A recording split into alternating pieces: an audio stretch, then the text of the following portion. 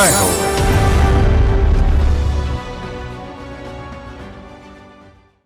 కోయంబత్తూరులో నివసిస్తున్న కేపీ రామస్వామికి అక్షరం అంటే ఆపేక్ష, చదువంటే ఎంతో ప్రేమ. కానీ పేదరికం నీడలో అవకాశాలు చేజారాయి. కొంతకాలానికి మగ్గం కొనడంతో జీవితమే మారిపోయింది. పెద్ద పారిశ్రామికవేత్తగా మారి దేశ విదేశాలకు వస్త్రాలను ఎగుమతి చేస్తున్నారు. సమాజానికి ఎంతో కొంత తిరిగి ఇవ్వాలన్న ఆశయంతో 30,000 మహిళలకు చదువు చెప్పించారు. అలా వారి మెరుగైన జీవితాలకు బాట వేశారు.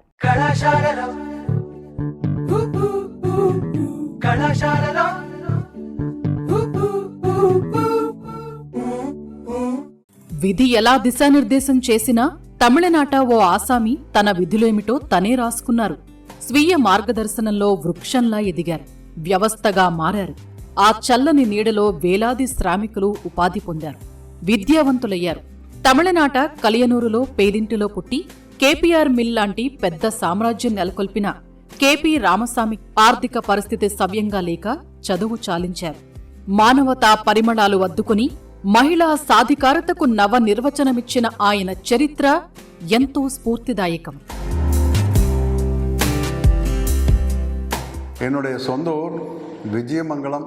నేను ఈరోడ్ జిల్లా విజయమంగళం దగ్గర కలియనూరు గ్రామంలో పుట్టాను. మా అమ్మా నాన్న వృత్తి వ్యవసాయం. నాకైతే సేద్యం నుంచి అంతగా ఆదాయం పొందలేమనిపించింది. ఇక నా చదువు సంగతి చూస్తే కలియనూరులో ప్రాథమిక విద్య పూర్తయింది. విజయమంగళంలో SSLC చదివాను. ఆర్థికంగా చదివే పరిస్థితి లేకున్నా కోవైలో అతి కష్టంతో ప్రీ యూనివర్సిటీ చదువు ముగిసింది. తర్వాత 2 ఏళ్లు సేద్యం చేశాను, కానీ నష్టాలొచ్చాయి. ఆ కాలంలో అంటే 1971లో పవర్లూమ్ ఆశాకిరణంలా కనపడింది. వెంటనే అందులోకి మారిపోయాను. అక్కడో దశాబ్దం పనిచేశాను. ఆ అనుభవం 1984లో కోయంబత్తూరు వెళ్లాను. వస్త్రాల ఎగుమతి వ్యాపారం ప్రారంభించారు. క్రమేణా వస్త్ర ఎగుమతులు కర్మాగార రంగానికి విస్తరించారు. 1971 రామస్వామికి కొత్త జీవితం.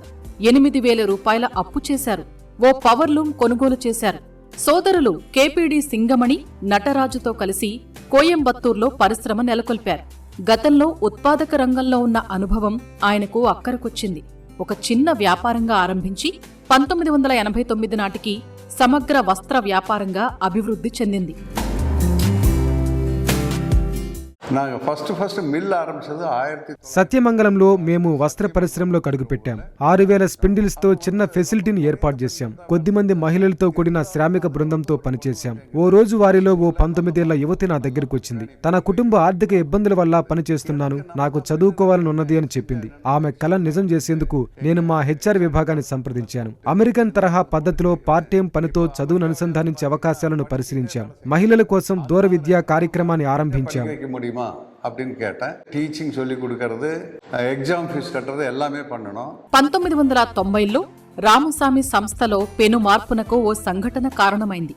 ఓ యువ మహిళా ఉద్యోగి ఆయన దగ్గరకు వచ్చి తనకు చదువుకోవాలని ఉందన్నది. ఆమె మాటలు ఎంతో కదిలించాయి. చదువు కొనసాగించే వీలులేని ఒకనాటి తన పేదస్థితి కళ్ల ముందు కదిలింది. ఆయన తమ సంస్థలో ఉద్యోగులు 8 గంటల షిఫ్టులలో 4 గంటలు పనిచేసి 4 గంటలు చదువుకునేలా మార్పులు తీసుకొచ్చారు. ఉన్నత విద్య, సాఫ్ట్ స్కిల్స్, బోధన, టైలరింగ్, నర్సింగ్ రంగాలలో వృత్తిగత శిక్షణ ఇప్పించారు.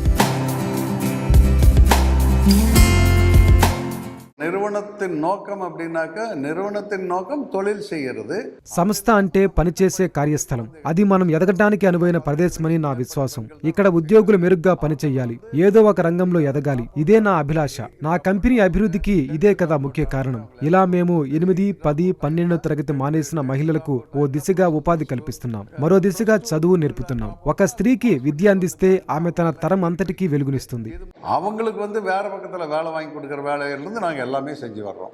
కేపీఆర్ మిల్లు విద్యా కార్యక్రమంతో 27,000 మహిళలు లబ్ధి పొందారు. వీరిలో అనేకులు MBA చేసి వేర్వేరు కొలువులకు వెళ్లి చక్కగా సంపాదిస్తున్నారు. కొందరు నర్సులుగా రాణిస్తున్నారు. Tata electronics, tech Mahindra, Titan లాంటి సంస్థల్లో చేరుతున్నారు.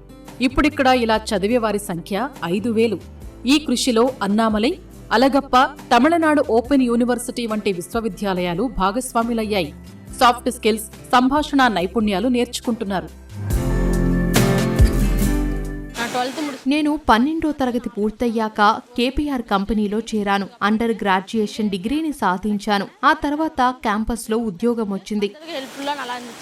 మీ వాళ్ళని ఎదగనివ్వండి, మీ వ్యాపారాన్ని పెంచుకోండి. ఇది రామసామి తత్వం, వ్యాపార సూత్రం. ఆయన మానవీయ విధానాలు ఉద్యోగుల ప్రశంసలు పొందాయి. ఉద్యోగులు ఆయన్ని తండ్రిలా భావిస్తూ ఆప్యాయంగా అప్పా అని పిలుస్తారు. కోవిడ్ సంక్షోభ కాలంలోనే ఆయన వారికి అన్ని సదుపాయాలు కొనసాగించారు. నార్దర్న్ పార్ట్ ఆఫ్ ఇండియాలో வரக்கூடியவங்களுக்கு ఉత్తరాది ఉద్యోగుల్లో హిందీ ఆధారిత విద్య నేర్చేవారే ఎక్కువ. వారిలో అత్యధికులు 8వ తరగతితో చదువాపేసిన వారే. వాళ్లు తమ చదువు కొనసాగించడానికి మా బోధనా సిబ్బంది 40 మంది సహకరిస్తున్నారు.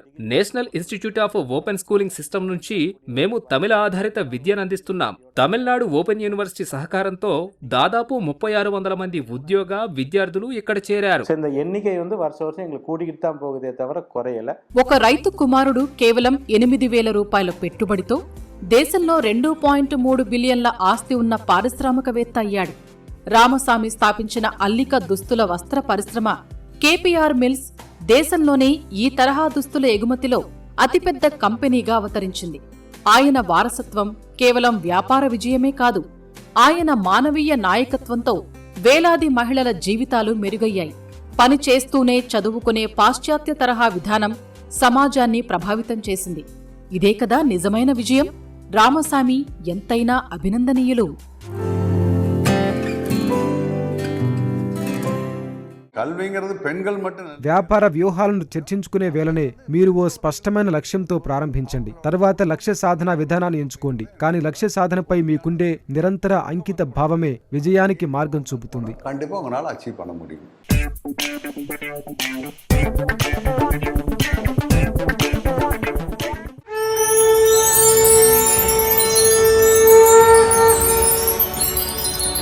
Jai Ho.